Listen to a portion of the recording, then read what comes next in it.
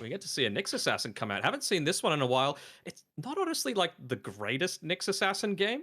Like it's not like you're up against a spirit hero where you can very easily set up for the Spike Carapace to be able to enable the initiation. 10 But I suppose seconds it does remaining. mean that Execration need to be thinking a little bit more 5 defensively. seconds They need to be remaining. placing down Dire some of these team sentry pick. wards to counter any kind of vendetta movement coming out here. And we haven't seen too many morphlings either. So I'm liking that Omega are going a little bit out of the box.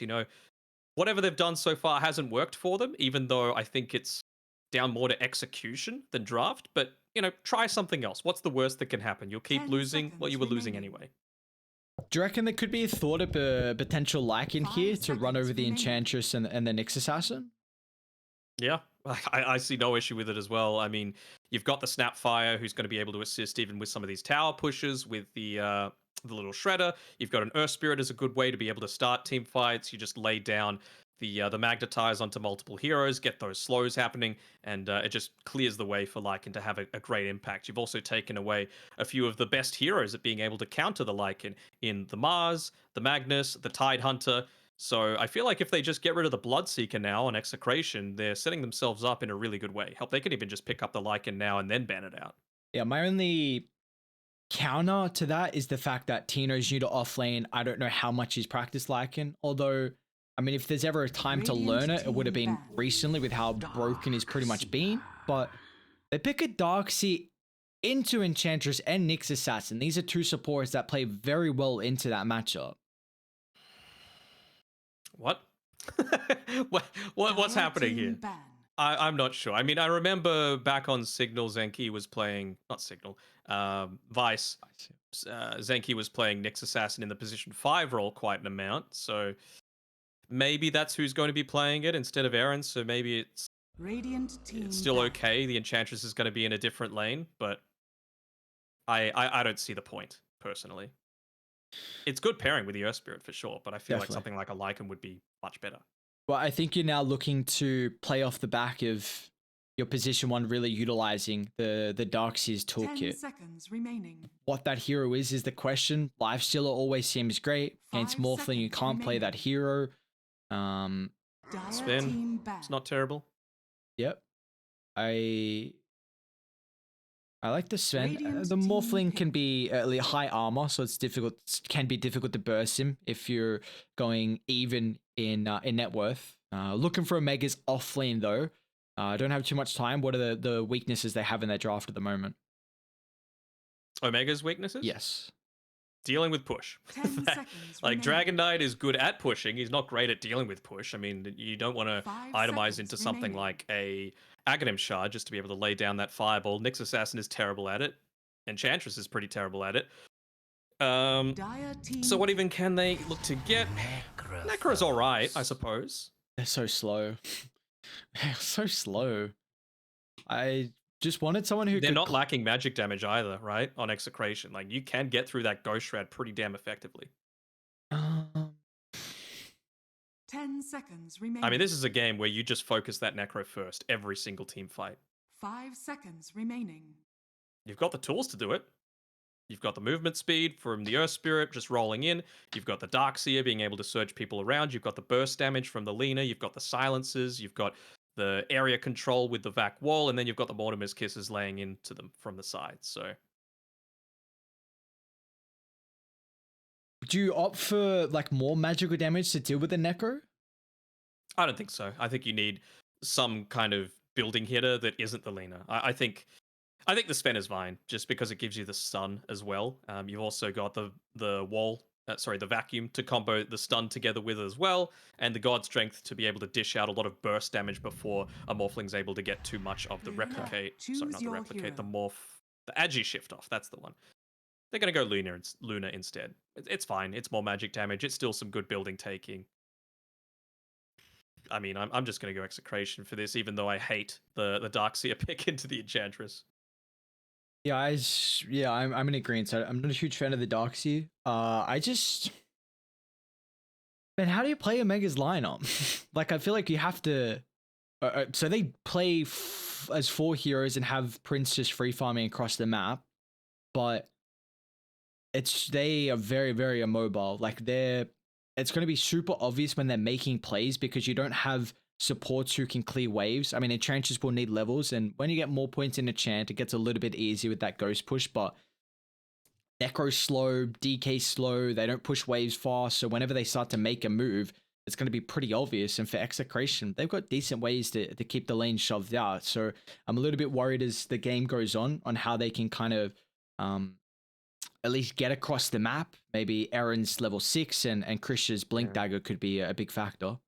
It could. I mean, it's not even just they've got decent ways to keep the lane shoved out, right? It's also just like Marb is probably going to go into a Manta style, so he's going to be getting farm in that way while being safe in the jungle somewhere. Tino, sure, he wants to be able to TP and join in fights with his Vac wall when they're looking to group up as this 4 or 5 heroes on Omega, but he could just still put a couple of ion shells on a creep wave that'll keep the waves pushed out in that way. And then Bob on his Lina, you're going to have the boots of travel, so you're going to be able to play on the other side of the map, shove a wave in, and then TP in and join the fight. So I just feel like Execration are going to build up a very significant net worth lead pretty early on, and not only are they going to fall behind in net worth on Omega Esports, but they're also going to fall behind heavily on experience because so much of their lineup is about balling together. And if you're together as 4 a lot of the time, you're sharing that experience. And I mean, that's something that Execration are going to be very happy about. So you feel like you're giving the edge to Execration to take this game and then take the series 2-0? I think so. And it's a series that they definitely needed. They were, 3-7 coming into this series. Now they're 4-7 after that game 1 win. 5-7 isn't the worst way to be able to end out the, 2/3 mark of the group stage? Yep. Yeah, definitely puts him in a respectable position where we don't know what's going on with the bot, if he's going to continue to be playing with them or if Mob's just standing in for the rest of the tournament. But yeah, it definitely puts him in a position where really, I mean, it gets you out of probably elimination. If you jump up to 5-7 and Omega go down to 1-9, I mean, I don't see how anyone else is going to be in contention to get knocked out unless some crazy things happen. And Omega still have to verse Motivate Trust, which is not going to be an easy series. They've got Yangon and Army Geniuses as well. So, potential maps to be taken then, but we've still got another game to close out our second series of the night here. So, we'll see what they can do. Necrophos has been a hero that's very unique. Do you feel like it's a game where we could see Necro just take over? It's just not fair. I'm just trying to think what the purpose of this Necro is. Like, Just not fair. there's not anyone that has a huge amount of HP. You're very immobile. They've got a lot of magic damage that's going to be able to get through your Ghost Shroud.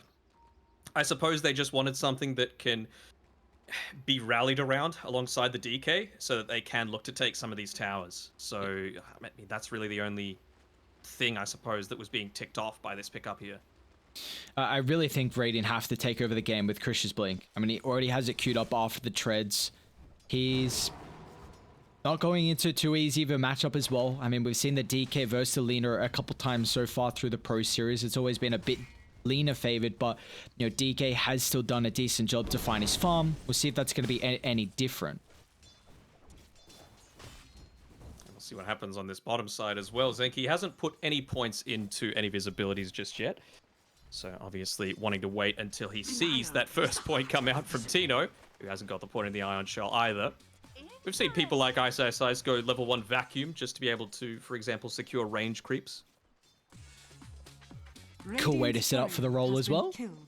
But it feels like you're picking Darkseid to play with Earth Spirit for the combination. With the Ion Shell. Yep, and you are not utilizing it now. And we also have to mention that we saw Tino actually in trouble. Prince, I think he is. Certainly level 1s at the moment until Zenki just finds that extra experience. But the impetus from afar, they'll pick up first blood, and this lane's going to continue to get difficult. So, I mean, I guess Omega, this bottom lane is going to be very, very in their favor. Mid, I feel like Bob should have the edge. What about top, though? Like, can they play off the back of just winning a majority of lanes? Potentially. I mean, I don't think there's any amazing kill threat right now on either side for the top of the map. I think they should just trade evenly in terms of farm. I think it's just going to get to that point in the mid game where Execration have the tools to be able to extend their lead without, losing too much, just because you can passively push out with things like the Manta, the Ion Shell, and, well, a kill definitely helps with that. A secondary one too. BDZ, I mean, we got to cast his game through the qualifiers when he was on the Earth Spirit, and my god, he would have accumulated an immense amount of fans after a performance like that, and this is a good start to bring them back in the bottom lane. I actually rewatched that game about a week ago, just because of how fun it was. Yeah, that was quite the game. That was very enjoyable to see the run from Execration. Now a bit more of a different look at this lineup. At least though, gives them an opportunity to really have at least a little bit more of a stable bottom lane, as that lane really could have scaled out of control with the early first blood.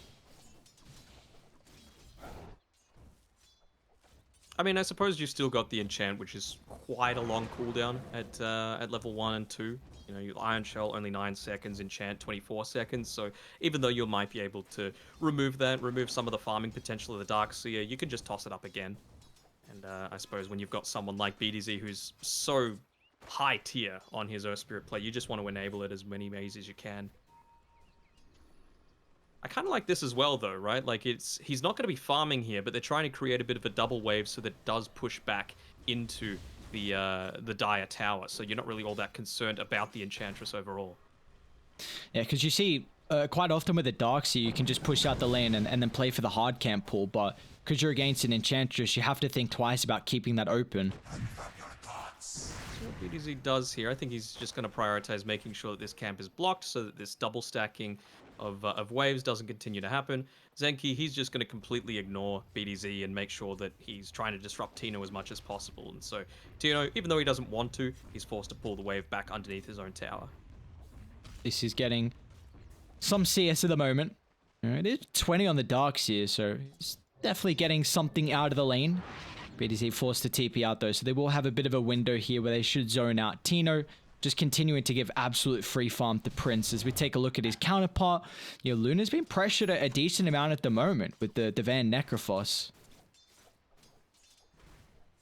He's pretty survivable, and that is the one benefit. He's out of regen at the moment, same sort of thing with Aaron here, but they're even going for a little bit of a dive here onto Marb. Don't know how successful it's going to be, though, with Aaron falling a little bit low. Aaron's got a lot of one charges still, holding them out at the moment, and will not be forced to pop those, so wonder if we'll see another dive attempt set up here from Omega, because Marb's kind of playing around that half health threshold, and I mean, you got to be cautious of a TP rotation from Bob. In fact, they're going to get their own just rotation from BDZ. He's got the urn already, so would love to find an early charge. I think the Observer Ward that was on that high ground, though, just expired, so they saw him walking in the region, and they weren't able to get any kind of D-Ward action going on. Still snipe away the bounty rune. Nice little bonus there for BDZ. Bounty.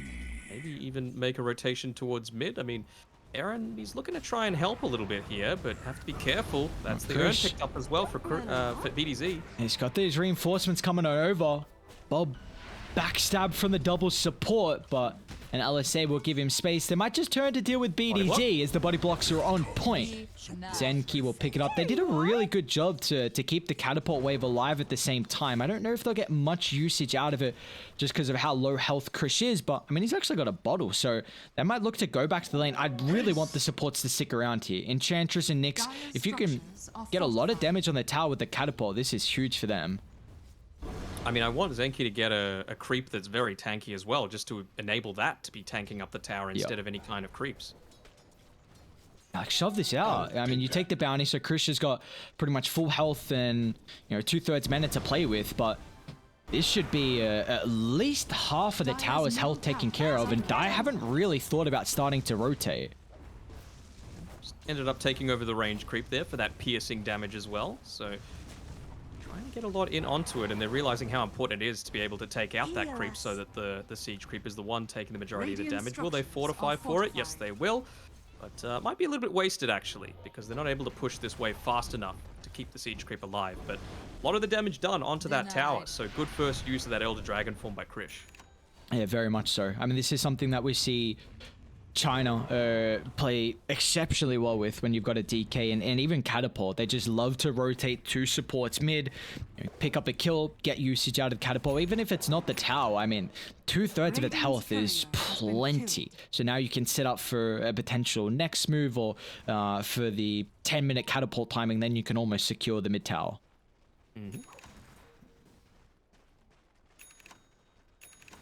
Well, the Dragon Form has, you know, in terms of actual uptime, it's only like a 55-second downtime, so it's not the worst. You could definitely look to play around it. Kill. Okay, Prince and Zenki picking that one up. Yeah, what you said? What's the full downtime? Like 55 seconds at level 1. Not horrible. Gotta make sure you live, and that's something that a Necrophos is great at enabling you to do. I think they might try and just keep the Necro up on this top side, continue to farm. He's doing quite a good job sitting number 2 on net worth. And then once that's done, actually rotate the rest of the team up to him, as opposed to forcing him to rotate towards this mid lane.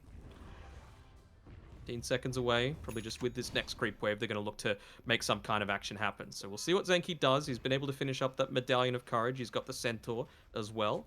And we'll look to connect through the rest of his team. Bob doing his best to try and keep the wave pushed out as much as possible. That extra second on the Dragon Slave cooldown. No, they're actually going to roll in. But they can kick back Krish on the high ground, but a beautiful timing from Eren, utilizing the Catapult. No, they'll push him back. So a big kill on top of the Dragonite. I mean, well, they'll still at least get the kill on BDZ, so a trade. But they haven't been able to disrupt Bob as he turns it back around. A double kill for the Lina. So even though it was a decent timing despite Carapace, yeah, will not matter. It was good recognition from Execration for exactly what Omega were trying to do. It's pretty obvious as well. They were playing around that second Elder Dragon form timing. Like I said, only 55 seconds if you're able to get full usage out of it. This time around, though, he was killed pretty early on, so it's a longer downtime, and they're able to respond to it very effectively. Now that they've taken that top tower at a pretty quick succession, it just means that Van can TP down bottom, be that Guardian that we were kind of highlighting in the draft that the Tidehunter can almost play as, but Zenki, nice juke of the cookie. Van's not going to give him enough health, and so Necro is now going to think about his own life.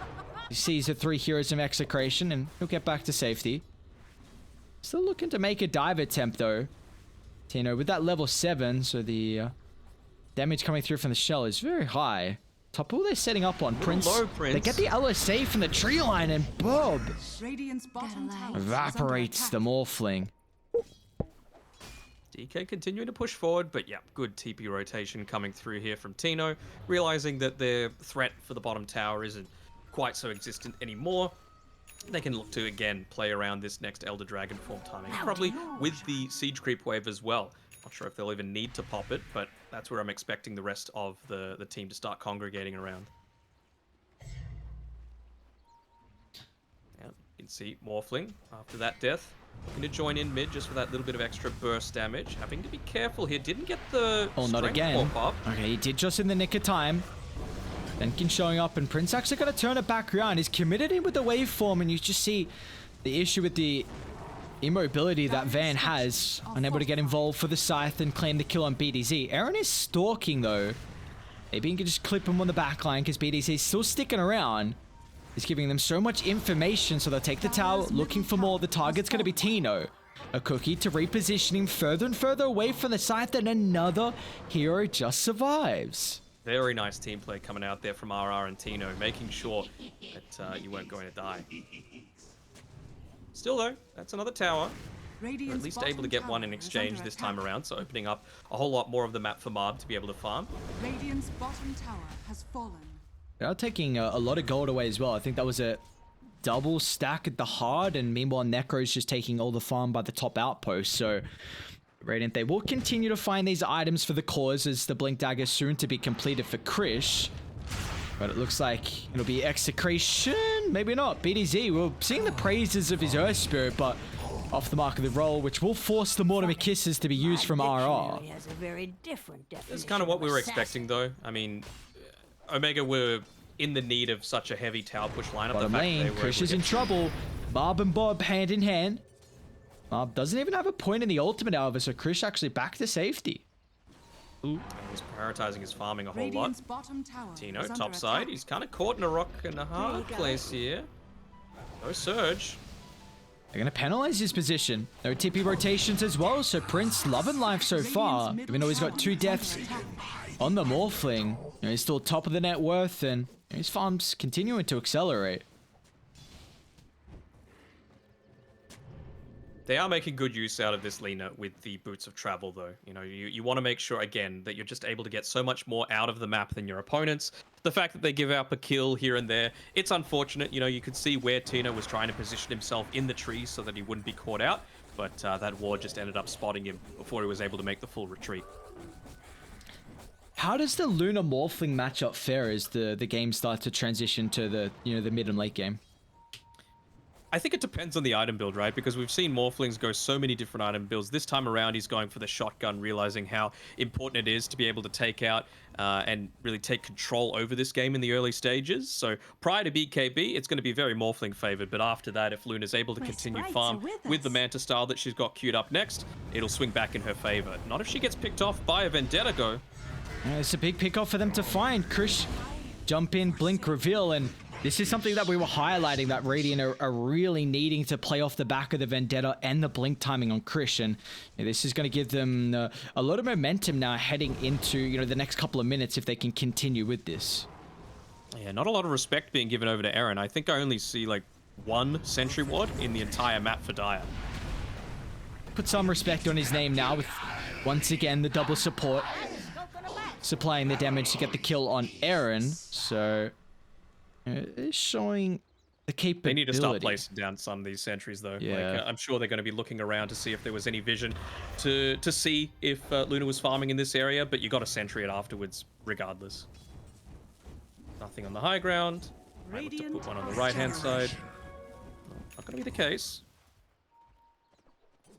You got to give some kind of vision as well, right? Like, just putting a sentry down there isn't going to protect a Luna that's jungling. No. Smoking underneath an observer ward on Radiant. No pings from Dire. Not sure if they saw this. Just internal communication, potentially. They're looking to try and swing to top. Bob is going to be okay.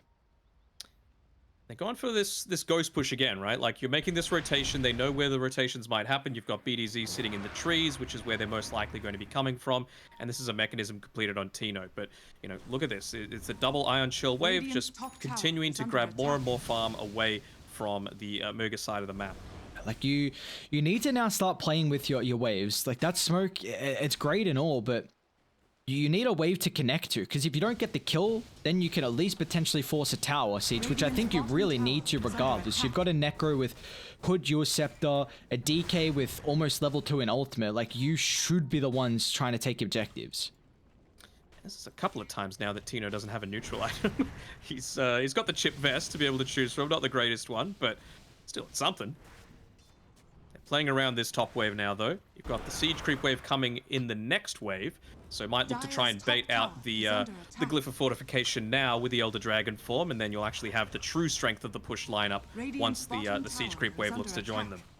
Might look to try and trade in the mid lane time, but I'd say I'd be favoring Omega's situation right now. Radiant's middle tower is under attack. Yeah, Radiant, they've got Glyph as well if they want to try and keep their tower alive mid.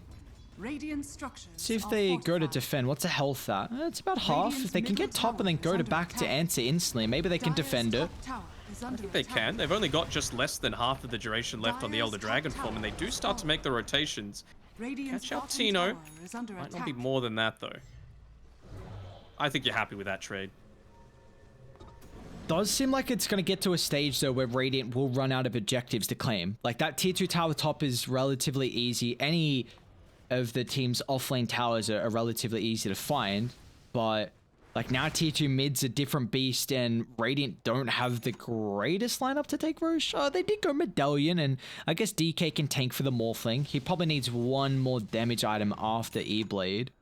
Yeah, I mean, that's the thing. Like, the only situation where you're going to be doing Roche is when you get a not even just one pick-off. You need at least 2 or 3 pick-offs on the enemy team without buyback. As soon as buybacks come, you've just got to disengage entirely.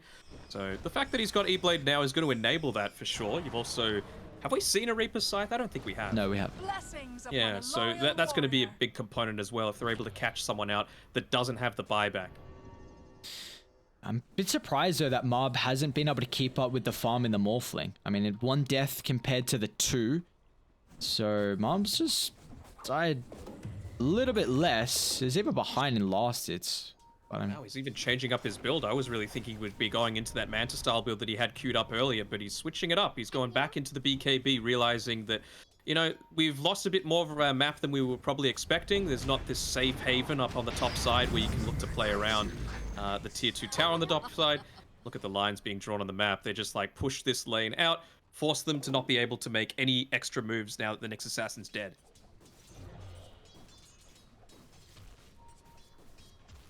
I mean, it still feels like, though... Yeah, Radiant is starting to ping Roast, like I was saying before. I mean, taking tier 2 mid is going to be a difficult task.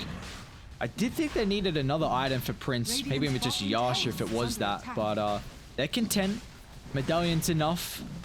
And they're actually doing a lot faster than I was honestly expecting. And Dire... I mean, smokes? Doesn't look like it. No contestation. Time. Okay. I think they just don't know. All of their vision is on the right-hand side of the map. Eventually they get the scan off, but it's going to be too late. They still got crazy teamfight potential on Dire. I mean, a vac into Magnetize, you know, the AoE from Luna, from Bob. It's a little low, though. Oh, nice spike Carapace. Stopping that entirely. It would have only been for a support, sure, but I mean, it feels like Execration will take anything at this point. They're still wanting to wait until Marb's got his BKB, which I believe he does now, yeah, after having disassembled the Dragon Lance, if he wants to. And these BKBs are going to be ever so important, just against that Shotgun's Reaper's Scythe. That's probably something that Omega are banking on, just to get the initial pick off and then have the numbers advantage, because they can then sustain fights for a long duration after that. He's got to be careful about his slots, actually, on Marb. If he looks to disassemble that Dragon Lance, he'll end up dropping one of the items on the ground because he doesn't have enough free spots for it. Be a rough life when you just continuously go for the disassemble gameplay. Yeah. I want to be, like, it's probably only going to be a band of Elven skin, but, I mean, that's 450 gold. Just got a bit more slow-paced action here. What do we feel like Radiant are waiting for item-wise to then, you know, group up and utilize the ages? BKB on the Dragon Knight. I mean, he's so close. He's only about 100 or so gold away. Mechanism being built into by Van on his Necrophos here. We saw how effective Boom was playing around FBZ. Basically unkillable alongside Yopaj's Dragon Knight. So yep. I think just waiting for the next usage of the Elder Dragon form. It's now daytime as well, so Luna doesn't even have that advantage of the extra Lunar Blessing night vision. Radiant well aware of this smoke maneuver as they had the ward on the high ground, so they did scout out that Bob picked up the invis, or at least someone claimed the invis, so they're, you know, playing kind of, you know, more passively behind Prince, seeing if they can bait the Morphling. Let's see what Aaron's positioning is like. He's under the cover of smoke, no Vendetta just yet. So he'll look to be playing on the front lines. He's got a lot more safety and security than the other members of his team. Someone's got to get a kill. It's like finally might be. Did they drop the scythe? It's like, come on, guys. Let me just put someone in the grave. Like, it just feels so rewarding. It's just a snap. If they can catch Marb, on the other hand, then I mean, they've got a good amount of chain lockdown, yeah, especially having just purchased up that BKB, so doesn't have any... Another jump in instantly. Marb's going to try and answer with the clips from the tree line. Scythe is out, so they're content with using it for the position 4. Do you go high ground? Eclipse used?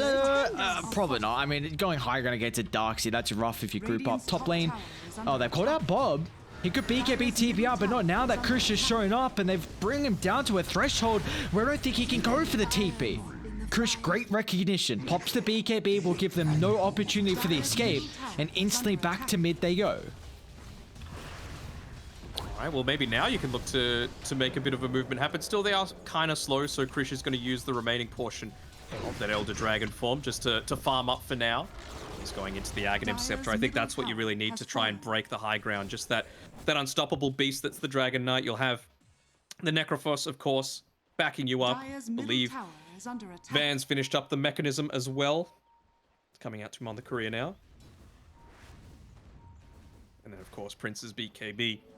So things looking pretty good for Omega. Tower is under I'm attack. kind of surprised at how unable Execration were at being able to stop this. I feel like Dai can still, like, we haven't seen them team fight at all. Like, they have some incredible capabilities to take a 5-on-5 fight. Maybe they just look to kite the ages. I mean, they got another 50 seconds left on it, so they've lost tier 2s. They're only 2,000 gold behind. I feel like Dai is still pretty confident in this game. All right, no cheating. Radiant are How many scanning. kills do you think Van has been involved in? Dire's bottom tower is under attack. 2? One. Cool. One kill in 23 minutes, and still he's like 5th on net worth. You would probably expect a little bit more from your Dire's top tower is Necrophos under at this attack. stage of the game, but I mean, he really just is playing that like 3rd support role, kind of, where you're just backing up the rest of your team and you're not prioritizing doing any kind of damage. It's just about living. You know, the Hood of Defiance, the Mechanism, the Yules, that's all just about buffing yourself up and making sure that you've got the tools to be able to protect your teammates if it is a really dicey situation. I mean, you're also seeing that Execration have all this team fight prowess, so going for the utility just to amplify Omega to group up and potentially tank through the ultimates and then survive afterwards is going to be huge. I mean, we really haven't seen it come into play just yet. So do you feel like the Execration, does the fight have to go legitimately perfect for them to actually wipe, or can they be a little bit messy with their execution? I think they're perfectly capable of going on to the Necrophos, right? Like, you've got how many stuns? Like, the Earth Spirit can go in, you've got the Lena to follow up, you've got the Cookie, you've got a Lucent Beam, you've got the movement from the Vac Wall, plus all of the ultimates that are going to be raining down on top of him. I feel like if you take out this Necrophos, there's... They're going to make an attempt on Krish. Aaron tries to get in place to stop the Mortimer Kisses, and yeah, well, is it the right target? We don't know just yet. Prince got to be cautious, so BKB out. No deaths, a lot of ultimates forced. They smoke? No Eclipse. Well, Dire are gonna smoke. Okay, I honestly thought it was gonna be Radiant, the ones that look to smoke, but they feel like they're still in fighting shape. I mean, no BKBs, right? That's the important thing for them right now. I don't know about putting down that Sentry Ward. Luckily enough, it's just out of range of the Radiant one as Bob. So you gotta find out here. Van would be a great target. Not gonna be the case, though. DD might be handy, but you gotta go basically straight away. Again, it's a ticking time bomb with those BKBs coming back online in about 30 seconds. I don't know how much usage you'll get out of the DD as well. Top's getting pushed in, so it's going to be very obvious with how they're posturing on the map. And this lane's always been pushed in. Feels like the Enchantress is doing a very good job at that, but I actually feel like they can start to take some objectives. Being not able to set up for the Nyx Assassin, they're going to try and play around their higher ground. And Eclipse is dropped, but Aaron just gets away. BDC is going to try and roll on full for more. They've got the initial control followed up instantly, but Van somehow is almost back up to full health. Still, got to be cautious. A lot of his utility's been forced out, and they'll bring him down after. It's the double for Bob, and utilizing a huge DD as well, and just Omega have to watch and wave as the rest of the heroes get ripped apart. Bob just attacking like a normal hero on top of the Enchantress and able to take him out. They're able to get a return kill. Okay. One, but he's stuck. And he's got Krish also to play with. Nice target of the replicate. Will Cookie down. I don't know if he can still win the man fight because Bob's still able to play around with the double damage rune. So Execration. I mean, you at least wasted another BKB charge. You see the difference there, right? Like, Necro dies, and yeah, he got off a huge amount of heals. But their formation just crumbles, right? Like, you don't have someone that is constantly going to be backing you up and providing you with that additional layer of support. So I like the fact that they went back for that smoke. The BKBs were down on the key targets, so that was what really enabled them to have the impact. You know, they dropped the wall, they dropped the Mortimer's Kisses, sure, but it was the Eclipse and more importantly the Laguna Blade that was going to get them the victory in that team fight.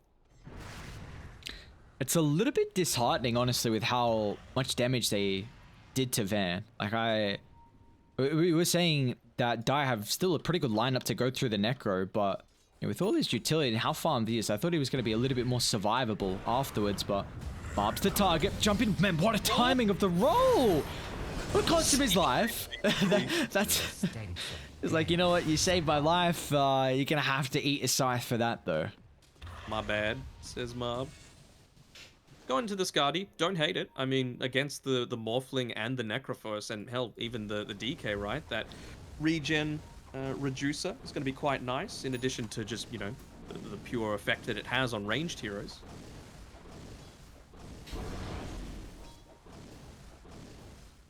Still got a very even game. I'm still favoring Dire as this one heads to the later stages. Are you in the same boat?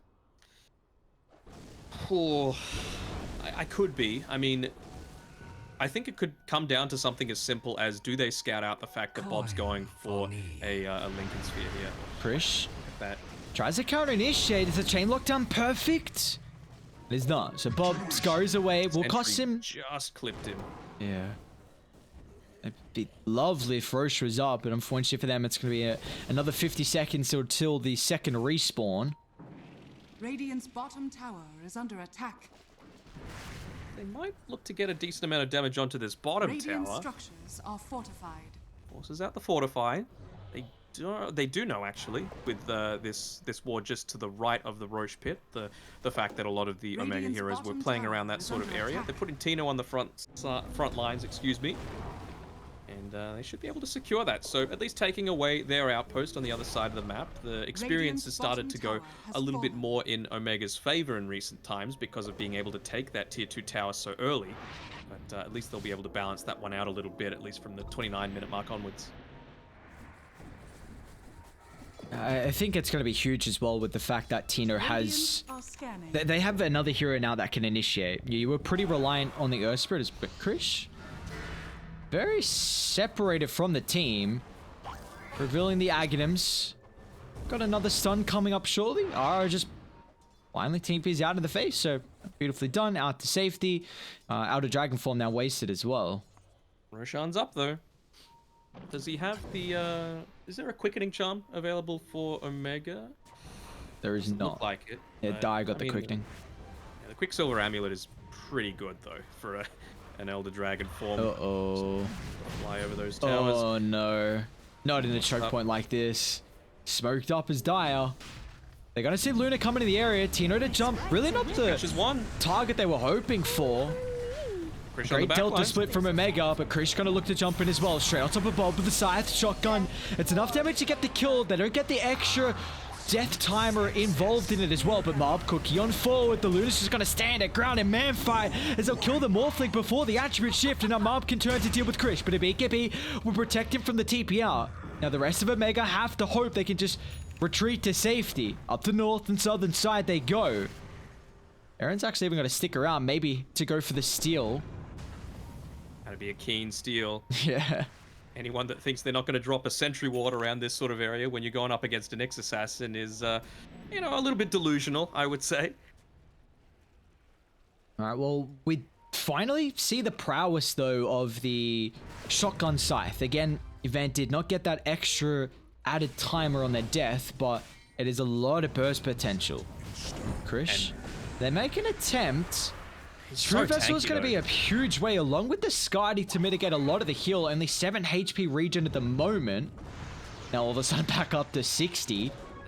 But the rest of reinforcements have come on over. Krish is just not easy to go through, even with that Vessel. And with the time spent to try and deal with the Dragon Knight, it's given Omega an opportunity. Come on, sprites.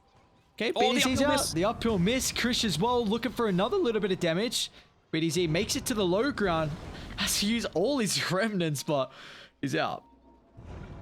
Well, they might be thinking, well, he doesn't have that many remnants. We've still got a third of the duration on the Elder Dragon form. Let's go for Roche. They'll see it's happening, though. It's allowed Lena to respawn. I think Man, if this they can, war. they want to try. They want to try and get Bob his Lincoln Sphere. He's so close. This creep wave should be able to do it. Right, this small camp. 15 gold away. Roche gonna die though. Who do you give the shard over to as well? We saw it previously. FBZ's Necro had the Aghanim shard, and looks They're like giving it to Van. I mean, it's not great. Also, yeah. I mean, you can't use it defensively this game. I feel like it's just another Once the E-Blade is off, is on cooldown, you can at least use it with the Adaptive Strike as perhaps like a mini shotgun. Wait, hang on. What happens? So when it hits someone, do death pulses pop out after that? Yeah. Okay. Well, it gives them a... And also gives them that ethereal form. Like, instead of the 40%, I think, that Pugner and all that usually get, it's just 25. Yeah. Well, it gives them a ridiculous amount of burst. Is that additive, actually, with Ethereal Blade? So E-Blade and the Death Don't believe Seeker? so. Okay. Don't believe so. But another important thing that it does provide is that now you've got this Lincoln Sphere, you've got an ability to pop it as well, as long as you're on point there with your positioning. Gonna be hard though, you know, Yeah, it's a definitely. Necrophos, you're slow. I was just going to highlight that. Like, it would be great if Krish has some way to pop the Lincolns. Not a whole lot of neutral items that can provide that anymore with the changes previously. Well, Scatter Bob, but goes for this creep wave. Bob's thinking twice about that. He's just going to make the trip all the way back to base. He's got nowhere to be at the moment.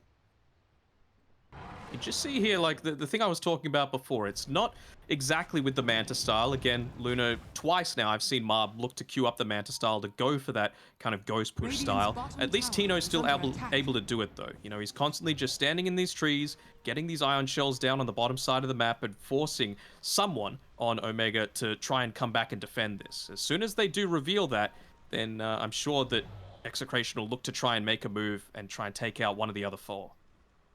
Radiant's bottom tower is under attack.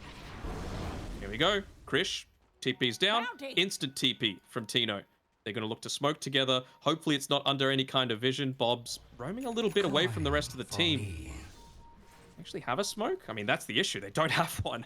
So they're not going to be able to make this move quite as effectively as they would have liked. Yeah, it feels like either team with their pickup potential, it's very awkward at the moment. Radiant very immobile, reliant on the Nyx and DK to start these fights, but at the moment, Dire have, you know, got to a stage where they're tanky enough to survive through the initial damage. If it's just one or two heroes, you really need a lot more than that. It just comes down to how can you split up the map, exactly like you were saying. You know, Tina doing a very good job to force the DK down and then TPs away instantly to see if they could have an opportunity to get a numbers advantage fight, but Tino? Be careful here. Yeah, they're looking to find him. Oof. He didn't even have vision, did he? Yeah, no, the sentry was no, it was out of range, that sentry, so yeah. spy senses, I guess. What is the Nyx going for? Is okay, Aeon Disc. I was gonna say if Aaron's considering like an Aghanims or something like that, but it's not gonna be the case. Don't hate the Ags at all. Like, especially for this kind of lineup where, again, it's just all about being enabling this Dragon Knight to be this unstoppable fortress of pushing power. They're looking to go for a little bit of a cheeky play here. Zenki actually hitting the tower from the trees.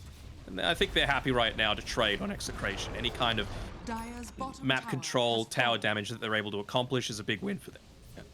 They just got the Aghanim Scepter as well on the darks here. Aaron's setting up top. Try and mount a defense. BDZ's looking to get a bit of a backstab going as well, though. They don't have TP on Dragon Knight. At least he has haste. I think Dire also scans, so they're well aware of Aaron's positioning. So now they're actually going to TP back to defend. Prince is alone. Vac. Oh, Tino, what a setup. The LSA follow-up as well. Instantly deals with the first life, and Bob just crits through the Enchantress as well. Van standing hand in hand, needs to try and get involved to protect Prince, or is he okay? A waveform down to the eastern tree line, even has to pop the BKB just in case. But oh, Van, so immobile here for the Necro. I have to just hope and pray Spiderleg's back up in a couple of seconds. Is luckily enough that Execration, they were still stuck around that top side for a while. Yeah, so small things continuing to go in Execration's favor. Just the power of being able to split up the map again. All the lanes are looking in a decent spot right now for them.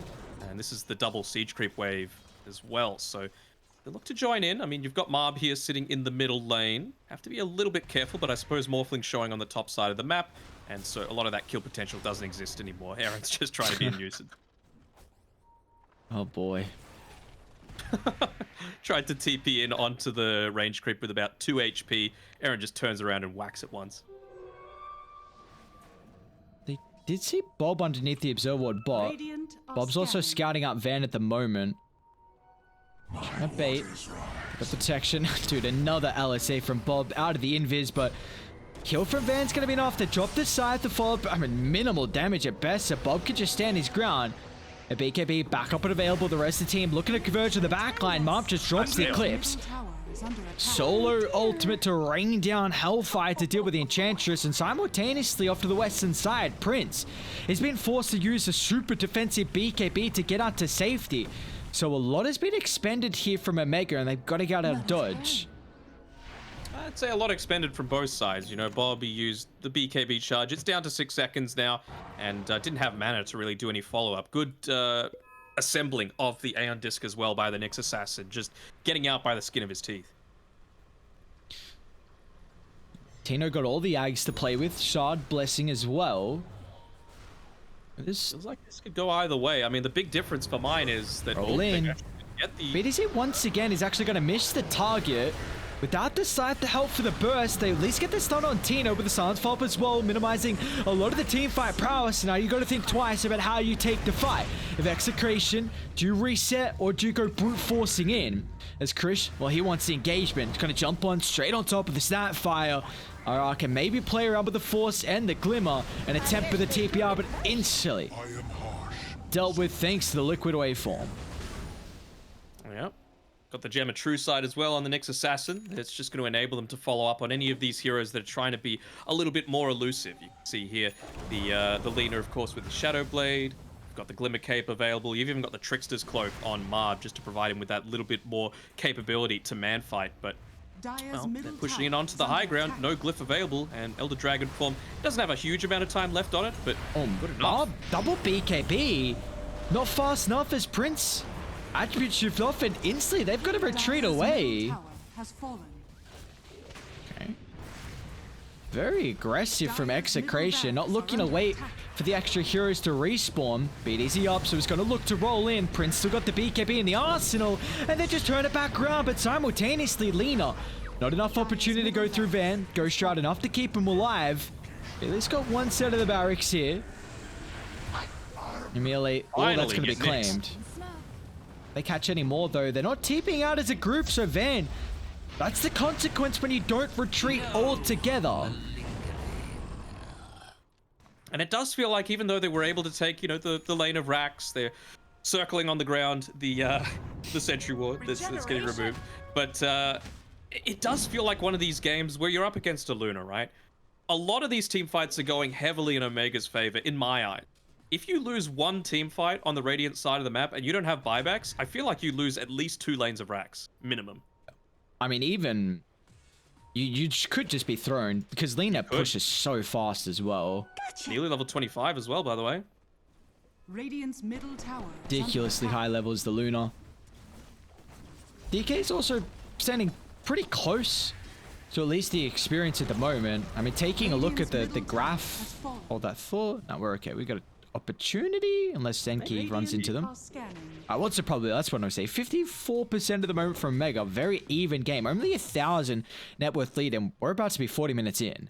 It's been even for a while, you know. It's been constantly back and forth. Seems like it's either team's game. That's the level 25 picked up by Marb. Are you lagging? No. Are you lagging? Yes. No, I'm not. I'm good. Uh-oh. No bueno. You got me? Yeah, no, I got you. Alright, let's see what they're pulling out here on Radiant. Still, I mean, this is now make or break it with next Roshan. Third of the game. It's going to be so important to tell the story. And we got another 25 as well as Krish picks up the AoE Dragon Tail. That's a pretty nice way. I believe... Actually, I've never tested that. Does that mean that you're not going to get it popped by Lincolns? No, it shouldn't if it's the same with the Sven. If you use it, no, hold that. Aaron? I spot Carapace timing once again. It's got that aesthetics cap as well. Sure Might end up saving it. And the Aeon Disc. My god, just everything for Aaron to keep him alive. I'm still posturing really aggressive. They see... He's got that shard to be able to scout a little bit on the high ground. So the Sven Stormhammer, if you use it on a different target, you'll get the AoE stun. So I have to imagine it's the same with the Dragon Tail. Radiant's Okay. bottom tower is under attack. Where are you going? Wasn't sure if it was like a Lich Sinister Gaze where you just like use it in an area, you know? Yeah. I'm just thinking it's similar now to how the Stormhammer works, but I'm not 100% certain. It's going to be a big factor if Krish can find that jump, but yeah, again, it's all on this Roshan. You see the emphasis on the vision from either team. Dire just looking to control their own high ground. Radiant mirroring this as well with the ward by the secret shop. I'm going to be looking out as well for RR in this team fight. Like, he needs to be very patient. He needs to watch that Spike Carapace. As soon as that's off cooldown, he needs to start launching in those Mortimer's Kisses, because he has the capability of doing a ton of damage in these engagements, especially if you're able to get Tino synergized well with him with that vacuum wall. Coin for me. Dire are scanning. Smoking Omega. Gonna try and find the angle in. Be cautious of where they take these fights. Aaron actually picked up the DD as well, so lovely for Prince to have. Unfortunately, not the case. They're well aware of their positioning now. Mob, gotta be careful. Mob doesn't give a damn. He's got his team a little bit behind him, but What's careful? smoke used. They gotta take back this high ground vision. And they're going to try and do so. Chris jump in. Bob.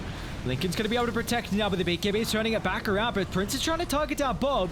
He's at least got a Satanic to be able to utilize here with the Cypher for the last second. Plenty of damage. Bob, he doesn't have a buyback down for 130 seconds, but maybe Mob can do it all himself. The normal punch. It's enough stun duration. The attribute shift not fast enough, as now they can roll forward for more as Execration. They don't need the leaner. What a beautiful fight along the high ground. Yeah, they were doing their best to try and wait out as much of those BKB timings as they could, but at the end of the day, you got to stand your ground and fight. And, well, luckily for them, they just had the damage eventually to go through. Tino coming in clutch there with the normal punch to catch the Morphling Y was still mostly Agimorphed. Aegis Cheese Blessing as well available. Radiant, no opportunity to steal this. They even bought back on the Nyx Assassin thinking they'd get a potential to make the play. And now you've given over the blessing to BDZ, so he's got the extra remnant to play with. Oh, wait, how's that work with Scythe? I imagine it's just guaranteed save.